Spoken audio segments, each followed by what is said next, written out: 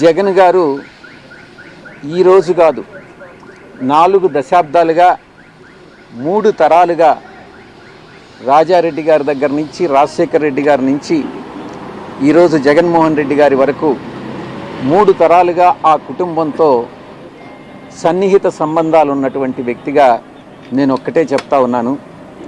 ఈ జీవిత కాలంలో ఏ రోజు కూడా ఆ కుటుంబంతో విభేదాలు అన్నటువంటివి రావు, ఇంతవరకు లేవు, భవిష్యత్తులో కూడా వచ్చేటటువంటి అవకాశం లేదు. మీకంత సుదీర్ఘ అనుభవం ఉంది. కేసులో మీరు కూడా ఉన్నారు కేసులో. సో ఈ కేసులకు సంబంధించినటువంటి వ్యవహారంలో బీజేపీ కానీ ఇతర పార్టీల నుంచి వస్తున్నటువంటి ఒత్తిడి వల్ల ఇటువంటి నిర్ణయం తీసుకున్నారనేటువంటి చర్చ కూడా జరుగుతుంది. ఏ అక్రమ ఆస్తుల కేసు? జగన్కి సంబంధించి ఎప్పటి కేసులు? పాత కేసులు అన్నటువంటివి గతంలో కానీ వెళ్తే 2011వ సంవత్సరం ఆగస్టు 10వ తారీఖున ఎఫ్ఐఆర్స్ ఫైల్ చేయడం జరిగింది. 2011 అప్పట్లో ఎన్నో ఆశలు చూపించినా కూడా, నన్ను అప్రూవర్గా మారమని ఎంత బలవంత పెట్టినా కూడా, దైవాన్ని నమ్ముకున్నటువంటి ఒక వ్యక్తిగా, ఆ కుటుంబానికి సన్నిహిత సంబంధాలు కలిగినటువంటి వ్యక్తిగా నేను అప్రూవర్ కావడానికి నిరాకరించాను. ఆ రోజు పరిస్థితే ఈరోజు కూడా. ఎటువంటి పరిస్థితుల్లో దైవాన్ని నమ్మేటటువంటి వ్యక్తి ఎప్పుడు కూడా అబద్ధాలు చెప్పడు, ఒక వ్యక్తికి మోసం చేయడు, నమ్మక ద్రోహం అన్నటువంటిది ఉండదు, వెన్నుపోటు రాజకీయాలు, వెన్నుపోటు వ్యాపార లావాదేవీలు ఉండవు అని నేను చాలా స్పష్టంగా చెప్తా ఉన్నాను. కూటమి ప్రభుత్వం అధికారంలోకి వచ్చిన తర్వాత మీపై చాలా కేసులు పెట్టాయి సార్. మరి ఈ కేసులన్నీ ఎట్లా ఎదుర్కోబోతున్నారు? రాజకీయాల నుంచి బయటకు వెళ్తే తదుపరి ఈ కేసుల విషయంలో ఏ విధంగా వ్యవహరిస్తారు? కూటమి ప్రభుత్వం అధికారంలోకి వచ్చిన తర్వాత నా మీద మొట్టమొదటిగా పెట్టినటువంటి case Kakinada seaports limited case. నేను ఒక్కటే చెప్తా ఉన్నా, ఇంతవరకు నా మీద లుకౌట్ నోటీస్ ఇచ్చారు, నన్ను అక్యూజ్డ్ నెంబర్ 2గా చేశారు. నేను గతంలో కూడా ఈడీ ముందు ఇంతవరకు నన్ను సిఐడి పిలవలేదు. ఈడీ వాళ్ళు పిలిచినప్పుడు నేను ఒక్కటే చెప్పాను, ఆ వెంకటేశ్వర స్వామి సాక్షిగా కేవీ రావు అనేటటువంటి వ్యక్తి ఏదైనా ఒక సోషల్ ఫంక్షన్లో కలిస్తే నమస్తే నమస్తే అని చెప్పడమే కానీ, ఆయనతో నాకు ఎటువంటి సన్నిహిత సంబంధాలు కానీ వ్యాపార లావాదేవీలు కానీ లేవు, నా మీద చేసినటువంటి ఆరోపణలన్నీ తప్పు అన్నటువంటిది చాలా స్పష్టంగా చెప్పడం జరిగింది.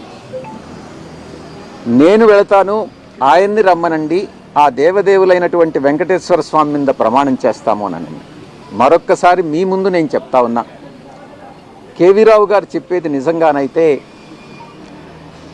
ఆయన పిల్లల మీద ప్రమాణం చేసి చెప్పండి, నేను చెప్పేది నేను నిజంగా విక్రాంత్ రెడ్డిని ఆయన దగ్గరికి పంపించాను అని అన్నటువంటి విషయం నేను నా పిల్లల మీద ప్రమాణం చేసి నేను చెప్తా.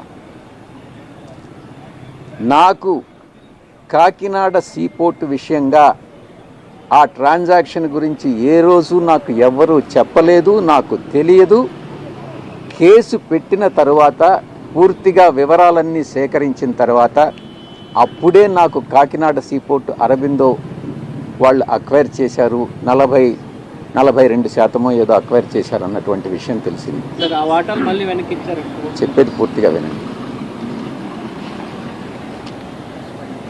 విక్రాంత్ రెడ్డి అనే అతను నాకున్న పరిచయం చాలా కొద్ది, పిల్లవాడు.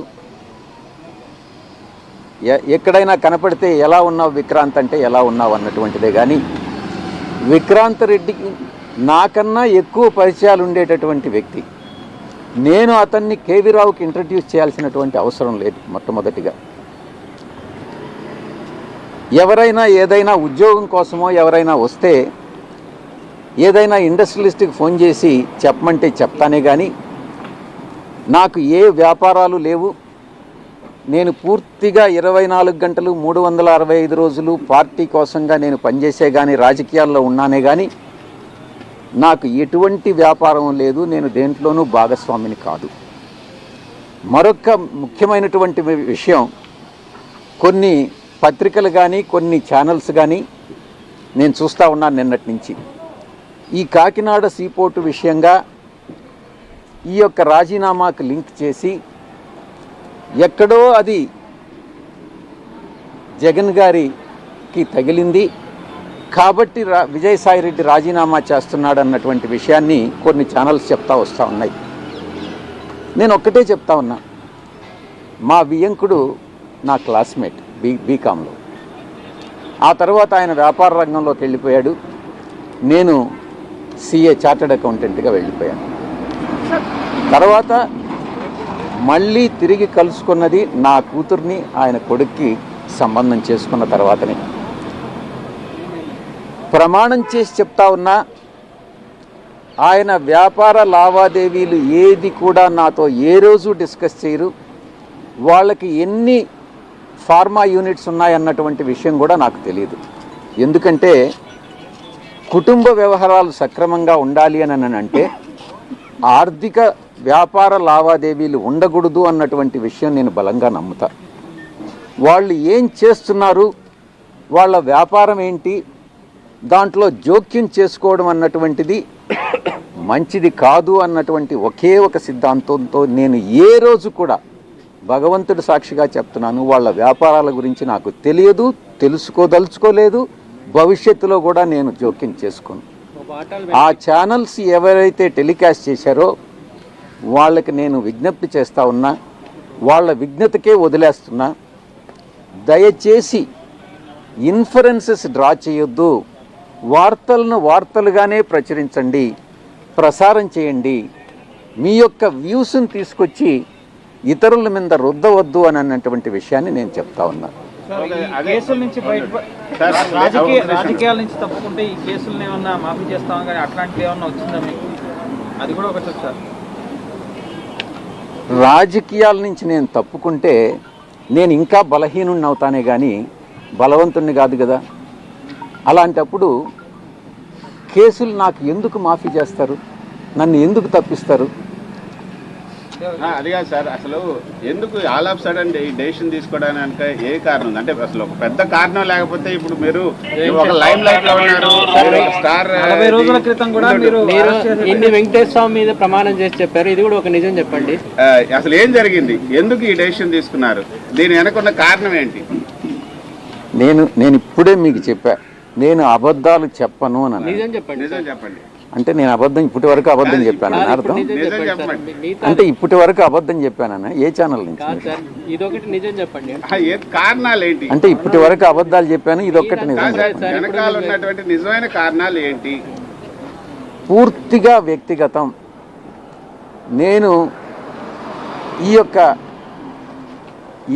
ఏ పరిస్థితుల్లోనే అయితే నేను రాజకీయ జీవితంలో నేను ప్రవేశించానో అప్పటి పరిస్థితులు వేరే, ఈరోజు ఉన్నటువంటి రాజకీయ పరిస్థితులు వేరే. ఈ పరిస్థితుల్లో, ఇప్పుడున్నటువంటి రాజకీయ పరిస్థితుల్లో నేను ఒక రాజ్యసభ సభ్యుడిగా అటు రాష్ట్రానికి కానీ, ఒక పార్టీలో నేషనల్ జనరల్ సెక్రటరీగా పార్టీకి కానీ న్యాయం చెయ్యలేను అన్నటువంటి ఒక ఆలోచన వచ్చి నాకన్నా ఇంకా శక్తి